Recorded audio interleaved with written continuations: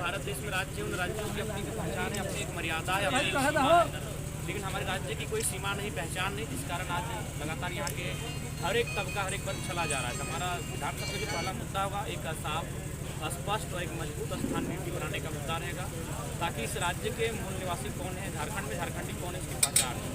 हमेशा स्थानीय नीति की बात होती है, पलामू के इलाके के लिए अलग स्थानीय नीति बन जाती है।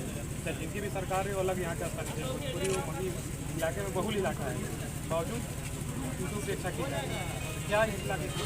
देखिए, सबसे पहली बात है, झारखंड विविधताओं का राज्य है। 24 राज्यों की अपनी 24 जिलों की अपनी अलग अलग प्रकार की परंपरा है, शैली है। तो उस हिसाब से उस विविधता को हमें समेटकर एक बेहतर स्थान नीति बनाने की आवश्यकता है।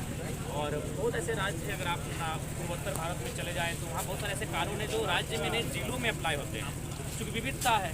तो ठीक उसी प्रकार जब झारखंड के लिए स्थान नीति की बात करेंगे तो आपको उस विविधता का ख्याल रखना होगा, और उस विविधता को ही आधार मानकर उसमें सामंजस्य बैठाते हुए आपको इस राज्य की स्थानीय नीति को तय करना होगा। दादा, आपको अगर संविधान दिया जाता है राज्य चलाने का, सबसे पहला मुद्दा आपका सबसे पहला कदम क्या होगा? सबसे पहले का स्थानीय बेहतर स्थानीय नीति बनाकर जो युवाओं के बीच से आए हैं, तो युवाओं का जो फ्री एंड फेयर एग्जाम है उस पर हम लोग बात करेंगे। नियमित जो परीक्षाएँ ली जाएंगी उस पर हम लोग काम करेंगे। दादा, एक क्वेश्चन आपका, तो मैं समर्थक हूँ, कार्यकर्ता हूँ।